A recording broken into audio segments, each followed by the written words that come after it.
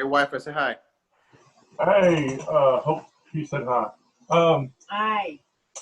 No, that distracted me for a minute. I recorded, so it's okay. But anyway, hey, I'm Blastzone Mike, and everything's the way it is. It's real, and this is Michael. Ocho has actually got a full name, but I call him Ocho because he just looks like a thug. So might as well have a thug name, right? Right.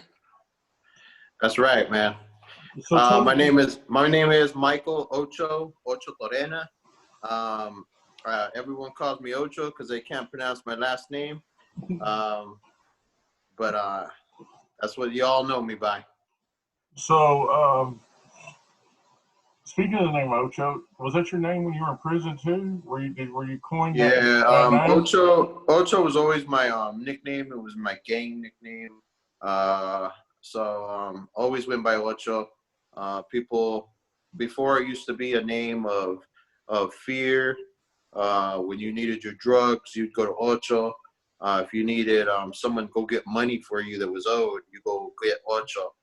Now Ocho represents goodness, kindness, love, and one of the newest and best actors coming up in the world now. Yeah, John Light. We'll talk about all that in a minute. But let's go back to, you growing up and stuff. How did you become a thug? I mean, what happened? What was that thing in your head that went, oh, I got to be a thug and do this So shit? I grew up without a dad. It was my mom and my grandma that raised me. I was really angry about that. I was angry when I saw other kids having dads that went to their school stuff, to their birthdays. I never had that father figure in my life. So I went looking for love in all the wrong places. I found the gang life. I thought I had a family. I thought I had people that gave me respect and love.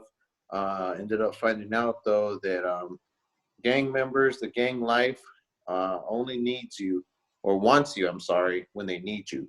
When did you get into the gangs? How did you like get 12 years recruited? old. How did it happen? How did you get recruited? I was like 12, 13 years old. I grew up poor in the ghetto, and it was prevalent. I grew up in the 90s, and it was prevalent then, 80s, 90s, where gangs were all over the place.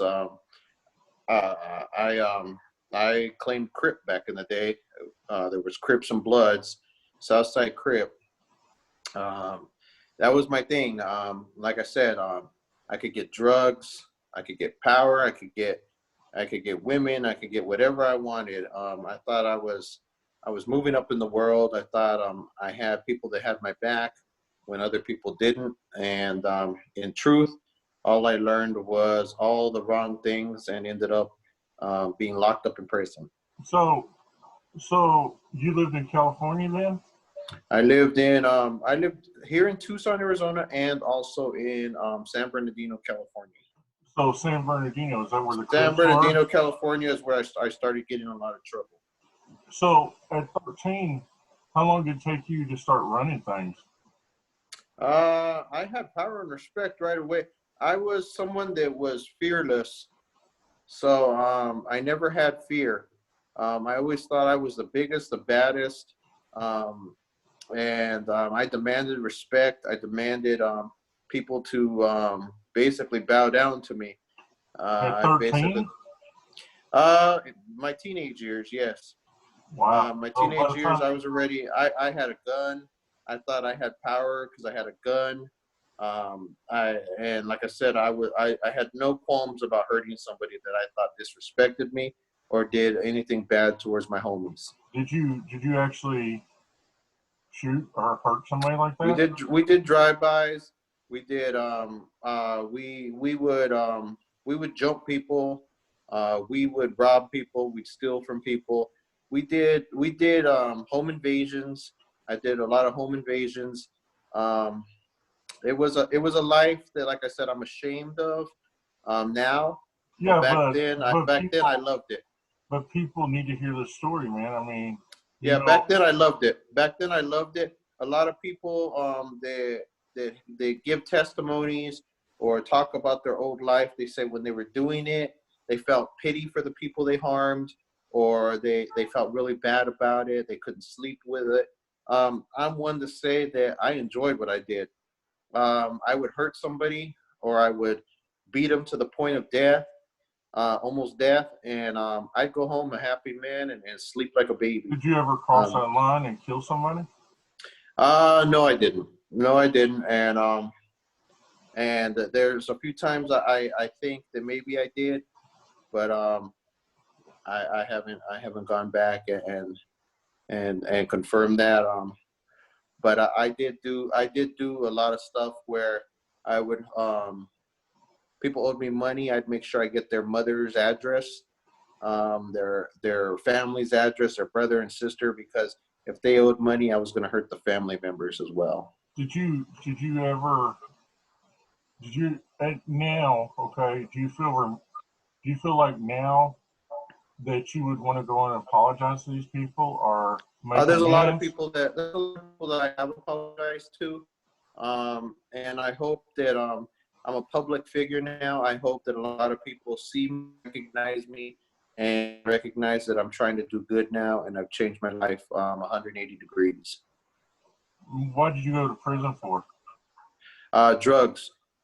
I got busted with a ton of drugs on me, trafficking drugs, and they busted me for that. And it just so happened I was actually assaulting someone, and I got busted with a ton of drugs on me. What were the drugs? Do you care to elaborate? I used to deal cocaine. So you had a bunch of it. Yeah. And did you actually take cocaine at the time? For a while, I always believed in the thing. You don't use from your own stash, or you don't use from your own stuff.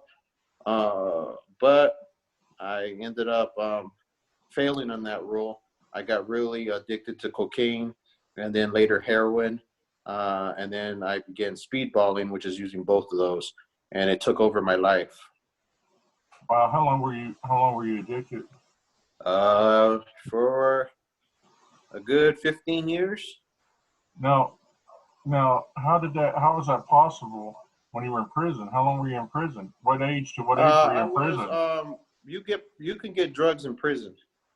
So drugs are readily available in prison. So I was able to use while I was inside too. How long were you in? Close to 5 years. What was that switch that made you want to change? I got tired of the life. I got tired of I would suppose I got tired just of waking up every day doing the same thing, and something switched inside of me where it wasn't fun to hurt people anymore. I met my wife, first woman in all my life I actually wanted to be with. I wanted to impress and be a better person for. She ended up taking me to church. I went kicking and screaming, but I was able to hear the message that, there's someone out there that actually cares about you no matter what you've done, loves you enough that he died on the cross for you, and is willing to forgive you and give you redemption, even if you were the worst of the worst, the darkest of the dark. And Mike, I was one of the ones with the darkest of hearts, and you know me now, I'm not like that. When did after going to church, how long did it take you to change? It was a little bit, but the more and more I started going and hearing the good news and the word of redemption, second chances, and love, and people started showing me love. I never had that before. I had my mom and my grandma and my sister, but it was different because now these were complete strangers that showed me love. And it wasn't because they were going to get something, because before, when I was showed love, it was because they wanted something from me, whether it be drugs or money. And these were total strangers that just had the power of love and the power of God in their heart, and were loving on me and wanted me to change and wanted me to do better for myself. And when I saw that, then it just motivated me that I wanted to be a better person. I wanted to go back and help those who came from the same life as me and show them the right path, and that the life I used to live was a wrong life. Did you have children before you got married? I had my son, Mikey, How old is he and now? he's 15 now, and I'm just happy I was able to change my life so that a good part of his life, the last few years, I've been a good person, a different person, and now I can say he's proud of me, and he's proud of the stuff I do now. I go inside prisons. I do prison ministry. I talk to at-risk youth, and I hope, and he's told me too, that he's proud of me and the way I've changed. And I'm glad that I didn't stay on that same path I was on, because I'm sure he would have followed in his dad's footsteps. And then you had your other children with your wife now, And right? then I have my other 4 with my wife, yes. And I got to ask you, what is there meaning to all the tattoos? The ones on my face are gang related, which I won't go into just because I don't want no beefs or nothing. Just know that I was involved in gangs for a good part of my life, and they ruled my life, they ran my life, but now I am a man of God, and I belong in his gang, which is, to me, a winning, loving gang. Have you ever thought about getting rid of them? A lot of people ask me that all the time. They ask me, well, a lot of the stuff is gang related. Would you consider lasering it off or getting rid of it? I tell them no, because it reminds me of where I come from, what I used to do, and where I'm never going back. It opens a lot of doors because I can go inside prisons. I can talk to gang members. I can talk to people of my old life, and they relate to me because I used to be there. I used to be one of them. And now they see I've changed. I've elevated my life. I'm loving. I'm caring. And when you do good things happen. And now I'm an actor. And I'm a prominent actor that acts with some of the biggest names in Hollywood now. And that brings me to your movie, John Light, is loosely based on your life, right? Yeah, what happened was the writer was involved in prison ministry, and they had originally cast another actor to play John Light. And when he met me, heard my life story, and how similar it was to the story he had written, he actually recast the main character of John Light and hired me on to play John Light, and then rewrote the movie so that it was more based on some aspects of my life too. So I'm very proud of that movie. There's a lot of emotional scenes in it, and I have to say that's not acting. That was all real, because a lot of it was memories of my life, memories of my heartbreak and struggles, and and basically it was the story of my life of overcoming all those obstacles. So I'm very proud of that movie. It's doing really well. Amazon Prime, it's getting a lot of views. I get a lot of people each day that contact me and ask and tell me, that reminds me of myself, my son or my daughter or my brother or my husband. And thank you for giving us the inspiration and showing us that there is change and that it is possible. And I just am happy to know that I can actually be an inspiration compared to the old person I used to be. And you also have a movie called El Coyote where you play a Yeah, dastardly guy. I play the bad guy, the crazy cartel member. Yeah, I do both secular and non-secular movies. Wait a And minute. Explain that to people, what that means, because people might not know that. I do faith-based movies too. I do a good amount of my movies are faith-based, but also a good amount of them are where I'm the bad guy. I'm the cartel member. I am the bad guy, the killer, the psycho, the gang member. How do you juggle that? A lot of people ask me because you have to cuss in those movies, probably. Like, yeah, a lot of people ask me all the time. Well, do you consider yourself a hypocrite because you do faith-based movies and you do regular movies too? And aren't you a Christian? This and that. And I struggled at first with that. I talked to my pastor about it, and I came to the conclusion that that's my job. That's how I support my family. A lot of us Christians, we do work in non-secular jobs, but it's how we carry ourselves at the job. And once the cameras are done rolling, everybody knows what I stand for, who I stand for, and they know that I'm a changed man and I'm a good man with a good heart. You know too, Mike. I worked with you now for a while. We do 2 different podcasts. We're friends now, and you can tell I'm a changed man. You are not my friend. You're my brother. You know that. Yes, sir. We may be different colors. We may come from a different background, but you know what? I would die for you, brother. Well, the same for me, man. And you know, I hate that I missed you when you come to Kentucky, because you came to Kentucky. You know what? That upsets me the most is that I was down there, and I should have made time to see you, but the way they had it scheduled, I was such on a tight schedule. I had to just go down to that church I was talking at and then head right back. But I know that I will have a future time down in Kentucky, and I will make the time to come down and see you, brother. Yeah, we got to get together. You got to make me some real tacos, man.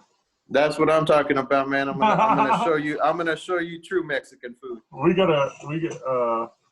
I think that, you know, we'll talk about it in a minute about our podcast we do and our YouTube, our YouTube thing. But I think that we all should get together, hopefully when this COVID-19's over, and, all of us get together and just hang out for a week, somewhere. I think that's what we should do, and do live stuff with all of us together. Yeah, I think so. That would be awesome. I'm totally down for that. It's wild, because the people you meet in life and the people you become friends with, and we'll talk more about that when we talk about the show we do. But you were talking about I lost my thought. It's been a long day. You were talking about we talked about on the show about you being an actor and when things always change. How's COVID-19 been for you, man? I mean, COVID-19 kind of slowed me down for a little bit. I had a lot of projects that were coming up, a lot of SAG projects out of state around the country, and I was all geared up for a big step that I was going to take as an actor. I was getting more and more prominent lead roles, and I was thinking this was probably the steps of rising up to the next level. COVID-19 slowed me down in the fact that a lot of my projects got canceled or pushed back, where I actually had no work for a few months. I had to suck it up and go back to doing manual labor, which I wasn't used to because I had been living the good life of being an actor and being able to survive off of acting, which is the coolest job in the world, because I just get to play different people. But it brought me back to reality for a while, got me a little bit more humble, and brought me down to I guess to a level where I should be a humble person. And if I get lucky and rise to that next level, then hey, so be it. But I shouldn't expect it. Stuff. I know there's still that has COVID-19, but it's starting to open up now. Jobs are beginning to call me again. So I got a lot of work lined up for the next year that I'm really happy for and proud of. And it just opens up doors and gives me the opportunity to speak to people and to preach my message as well. Well, as you know and I know, this is going to hit again probably in the fall, and we're going to be back through all this again. Yeah, I'm hoping, man, that I'm hoping that people people consider other people. Because right now, that's what I'm afraid of is that basically people have already gone out, not wearing masks, gathering in big groups again, continuing on with the same behavior they did before this all happened. And we both know that's just going to lead to people getting sick again. Yeah, So definitely. I'm hoping that people realize the mistakes they're making and actually follow safety precautions. Um, I'm hoping that my jobs don't get canceled again or pushed back any further. But it's up to God, and I'm going to trust in Him that He knows what's for the best.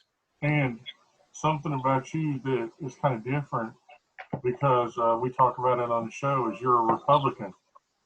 Yes, I am Hispanic. I am a minority, and I am one of the few minorities that is a proclaimed Republican. I just don't believe in some of the democratic beliefs.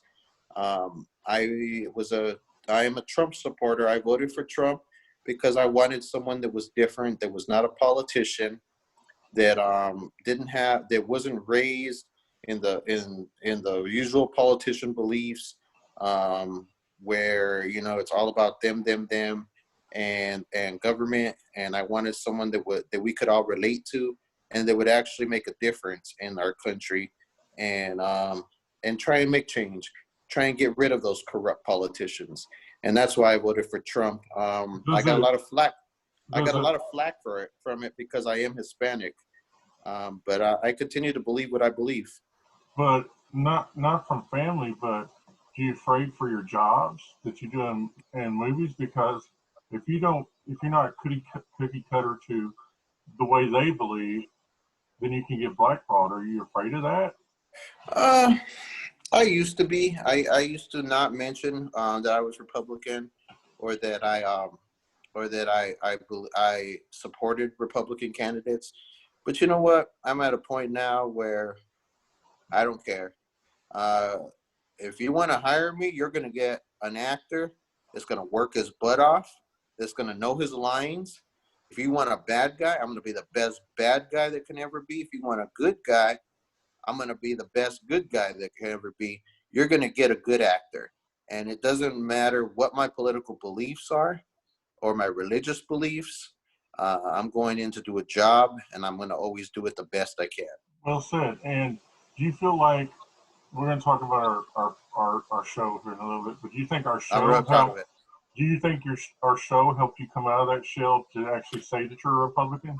Yeah, I sat back in the first couple shows and let the other co-hosts talk more, and the more and more I heard stuff that I didn't agree with, I was like, you know what, it's time for me to say my beliefs, because I think other minorities or other people of color that would watch the show believed that I believed like the other minorities on the show, and that's not the fact. Just because I'm a minority doesn't mean I think the same. The way I believe is I love my country.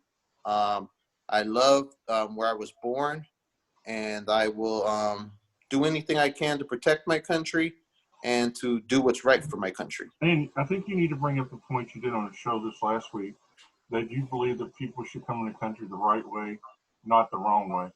Oh yeah, I've always believed that. I am Mexican American. Um, I believe no matter if you're Mexican or from another country, that it's like everybody comes to this country um, for the better, because this country is one of the best. There's opportunity here. There's jobs here. But the way I believe is, if you're going to come to this country, do it legally. Yeah. And And let's nothing talk wrong about coming from a different country. Just do it the way you're supposed to do it. So when me and Jonathan Cheerston, which everybody knows Jonathan from Sleepaway Camp, he's the little boy or the boy in Sleepaway Camp.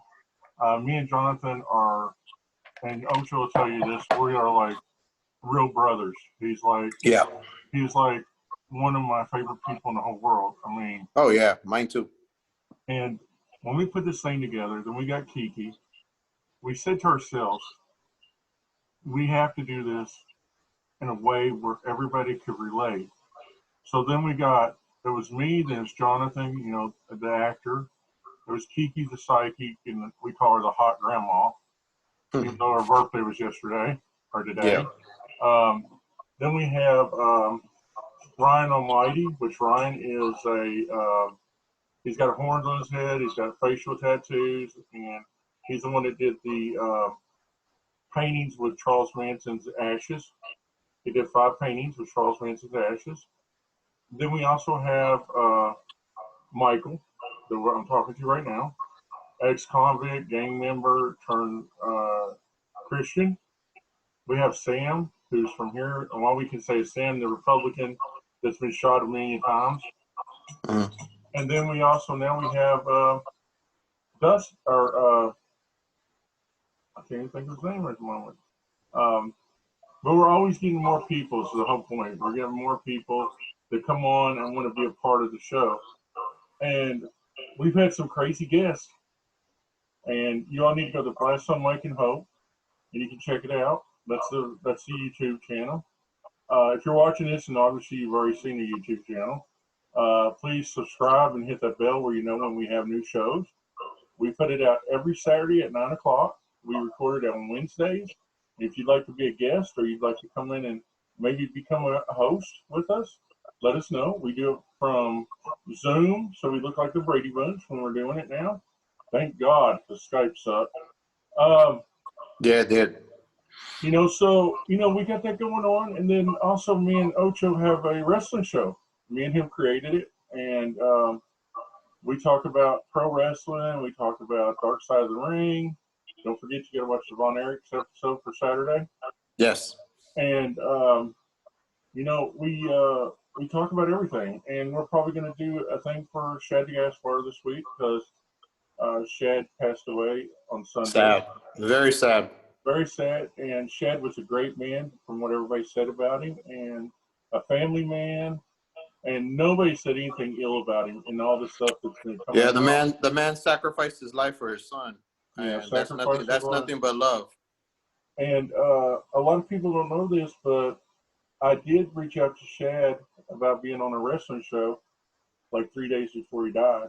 And he saw the message but never got back to me. I spoke to him before on Facebook. It don't hit home for me because of that. It does because this is the first quote unquote real death outside of COVID-19. And like he said, he was a hero because he said save his son. And it reminds me of my friend Scott Free. I know that maybe you might not know about this, but some people will. We had a big flood in Johnson County like 4 years ago. And Scott went into the flood and saved people. And as he's coming out of his grandmother's trailer, he had a boy in his arm and his grandmother on his shoulder. His grandmother flew up in the air, they said, and she was found later, she drowned. The little boy saved the little boy's life, and he was found 3 days later dead, Scott was. He's gotten all kinds of medals of honor and everything for doing it. I think Shad should be given the same stuff because when you think about somebody else instead of yourself, and I've tried to put myself in a situation. Would I do that? Would I put myself before somebody else in that situation? And it's hard to think of that because you say that you do this or you say you do that, but how many of us really would do it? You know what I mean? Yeah. When you're put in this situation, it's a different story. So to me, Shad's a hero. I mean, he's a hero. Yeah. And his son can always grow up and say, my dad was a hero. Yeah. And if anybody says he ain't, they're full of shit because that man sacrificed his own life for his son. Yeah.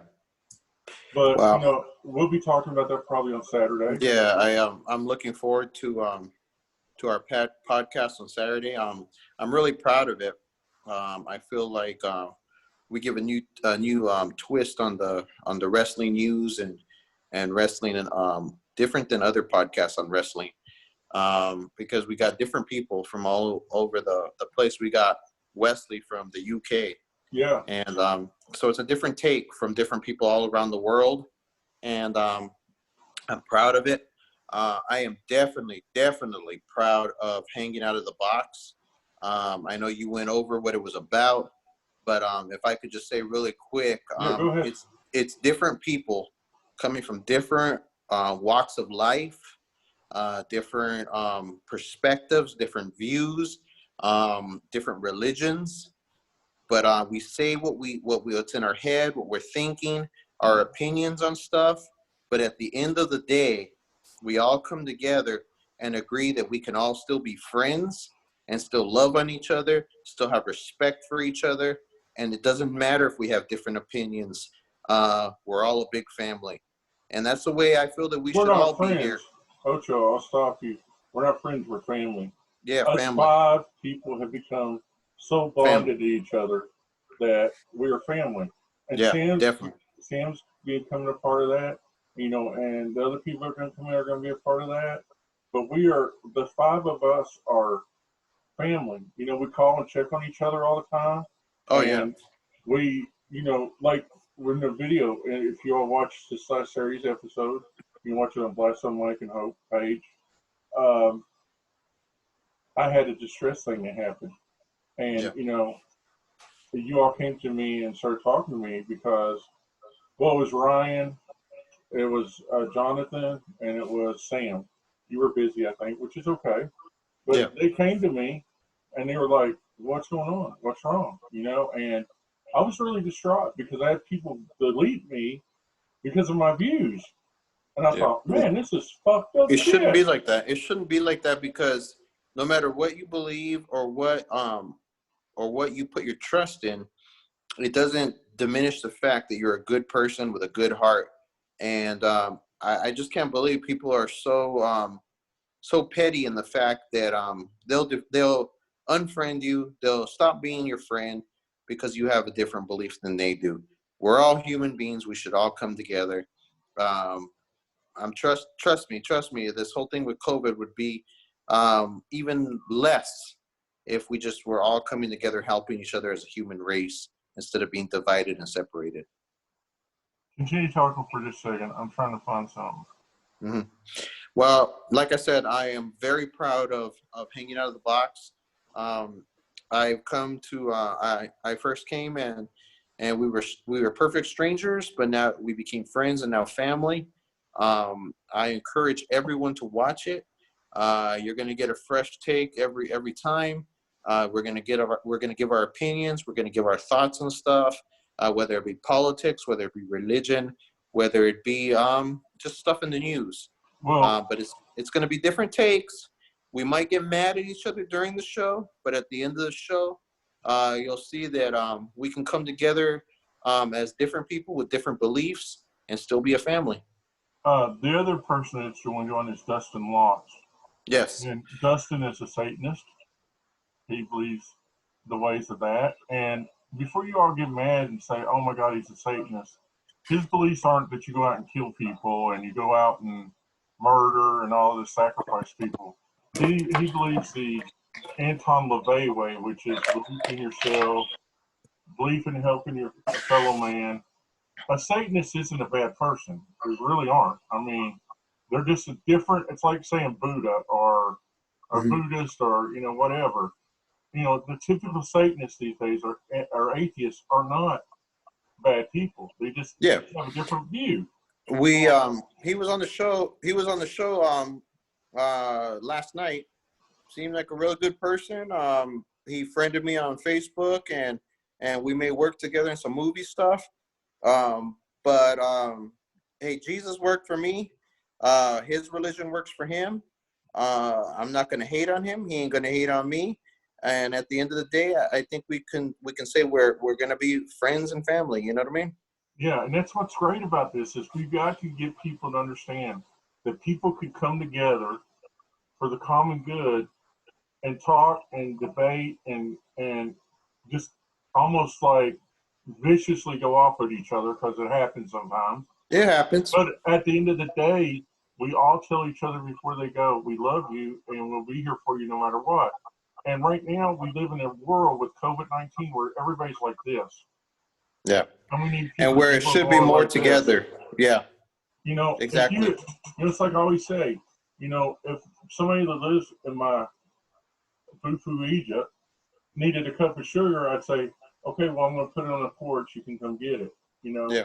Or if you need gas for your car, I'll go get it for you. Yeah. I've had plenty of neighbors, something's happened to me that we needed help, and Hope would talk to them online, and they come and help. That's what you're supposed to do. You're not supposed to be, screw you, I got more money than you. Yeah. The human race, we are in the animal kingdom, but we're above animals because you know what? We should be able to help each other, build on each other, raise each other up. And if there was more of that, there'd be less fighting, less wars, more love. More love is what's needed in this world. I know a story about you, but I'm not going to say it because it's a personal story. But you know what I'm talking about when I say it. I heard that you went above and beyond for somebody that is part of our show, and the means of helping them in other ways. And I think that's a wonderful thing, man, that you said and said you would do. And I mean that's personal to you, but I think that is just absolutely amazing because you have your own problems going on, but you're willing to help somebody else's problems. Oh yeah, like you said, the members of the show is family to me. So it wouldn't just be offered out to that one person. It would be to any of the 5 on the show. I'd give my last penny or my back to help you guys. You know what I mean? You guys are family. You'll always be family to me, and I love you all. And I hope we get that way with the wrestling show too, man. Yeah, man. I'm excited because wrestling. I've been a fan of wrestling since I was a little kid.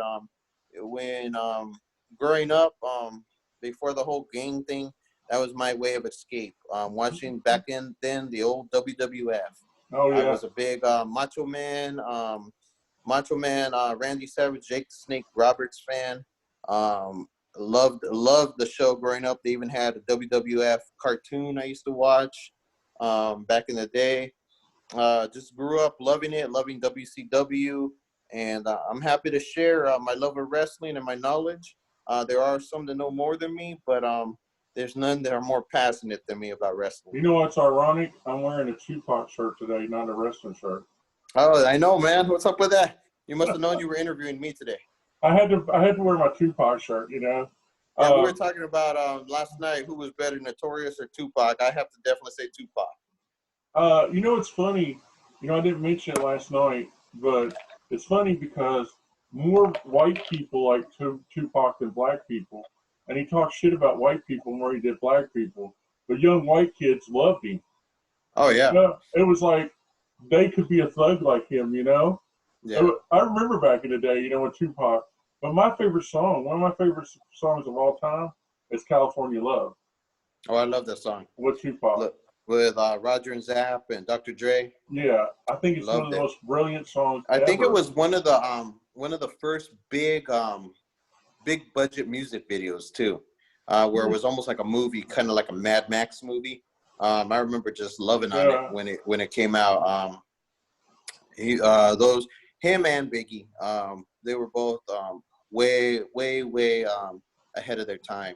Would you remember, trivia question, where was the first time we were exposed to Tupac? Tupac, I had been a Tupac fan forever.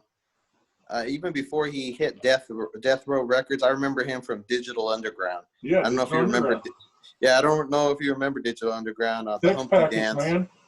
Yeah, the Humpty Dance, man. Humpty Dance, Six Packets. I remember. Yeah. He started off there.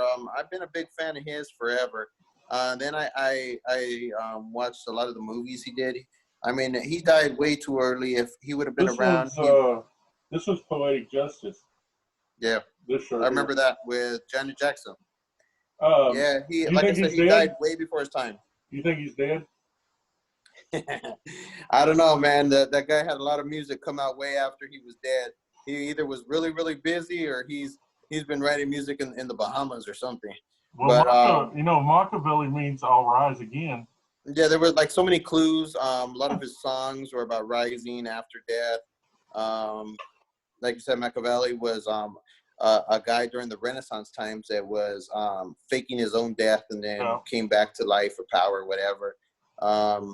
Who knows, man? Did you like the movie about him? I did. But like I said, just wasn't Tupac. I do. Back in the day, I grew up on the West Coast, so I support a lot of the West Coast rappers. But as I got older and wiser, and I started listening to all different types of rap, I appreciate all the East Coast rappers too, Biggie, and all the East Coast rappers as well. They were all influential. I'll tell you a story, man, real quick. Yeah. Me and my wife went to see Straight Outta Compton at the theater. Yeah. Amazing movie. If nobody's seen it, it is absolutely amazing. It was well done, great. And yes, it was a white man that made him famous, by the way. Yeah. He was crazy as shit, but he was a white guy. Anyway, but the whole time it was just me and her and like one other person. And I was like looking around, making sure nobody's behind me, I didn't want somebody to come in and shoot me. I was profiling. Yeah. But to me, it was a great movie. It was just, it was brilliant. Yeah. And it was put together brilliant. It told the story of all of them, and, in my opinion, I grew up in the death row era, but I was more of a metal fan then. I wasn't really a rap. Oh yeah, I do like rap, but I am a metal fan myself. So. But so I grew up in that time period, and I always thought that until like Snoop Dogg got away from death row. Not death row.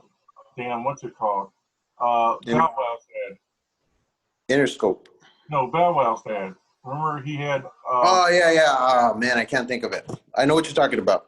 No Limit. I thought everything on No Limit sounded the same. It was like Master P.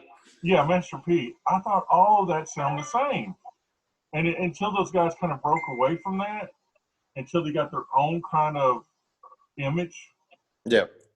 I was not really into it, But then when Snoop Dogg broke away, I was like, oh my God, Snoop Dogg, why would you go to death row and then go to freaking No Limit Records?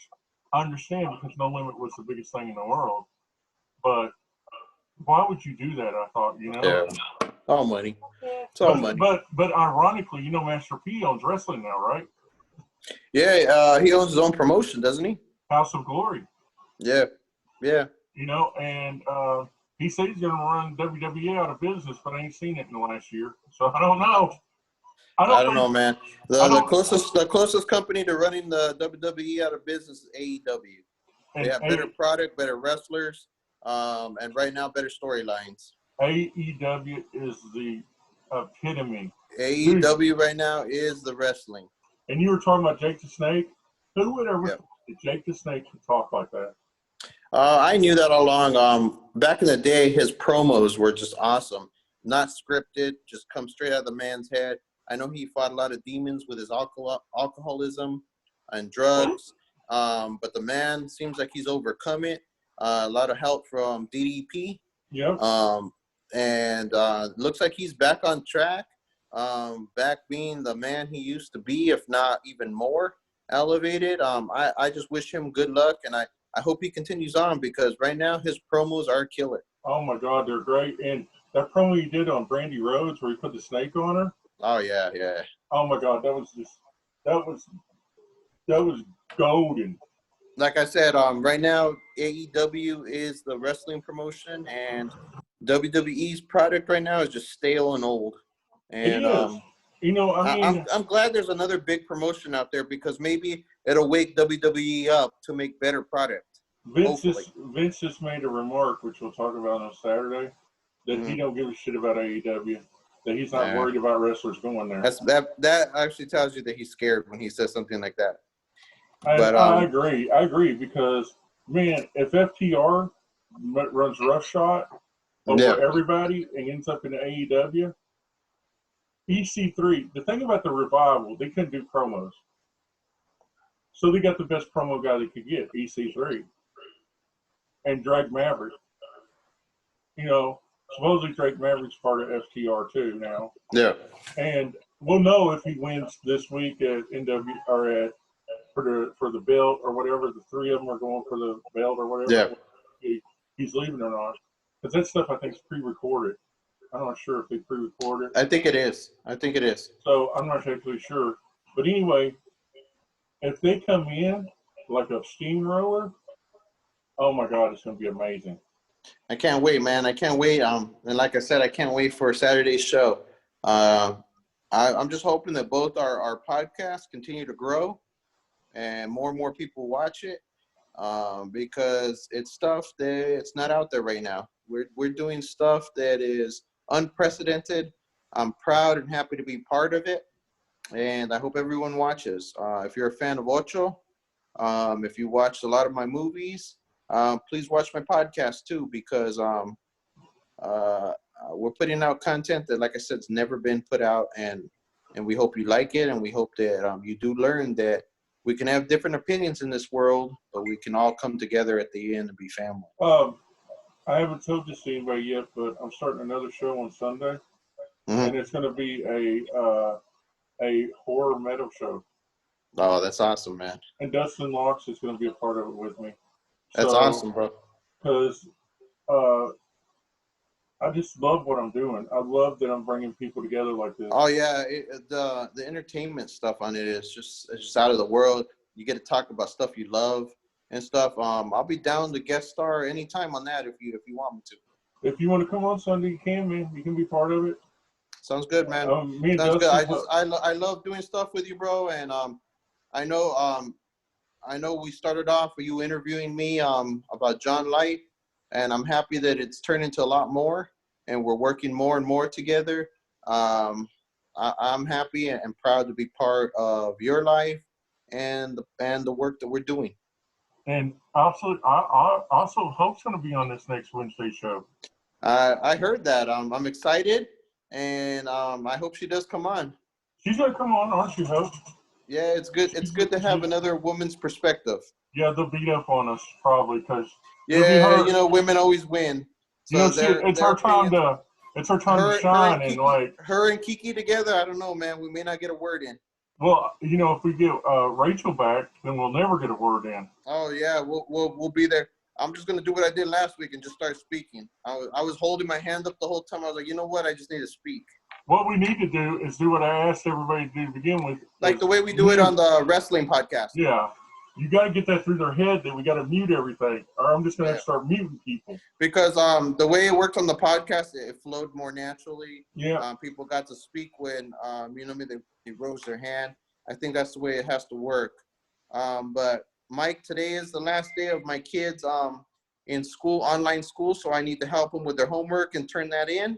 All right, buddy. But it's always a pleasure to talk with you. It's always a pleasure to do stuff with you. And I look forward to more and more work with you. And let's get this out there. Let's get our shows nationwide. Before you go, tell everybody where they can get your movies, reach out to you for jobs or anything like that real quick. All right. So right now I got 4 movies on Amazon Prime. I got John Light, which is basically kind of like a story of a prisoner who finds Jesus in prison, comes out and has a hard time due to the way the world sees him. It's based loosely on my life, which is awesome.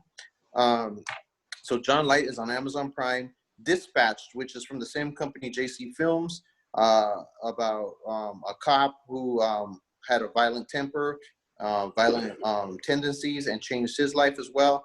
Has a familiar character, hint, hint, John Light in it. So that one's on Amazon Prime too. And El Coyote, which we were talking about, Mafia versus Cartel. You'll see me cutting off heads and being the bad guy. That's on Amazon Prime. And so is a horror movie I collaborated with a French director called Screambirds.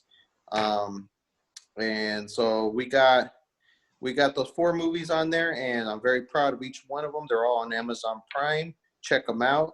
check out Hanging Out of the Box with me and Mike and our other co-stars, and also Chair Shot with me and Mike and our other hosts talking about wrestling, what we love.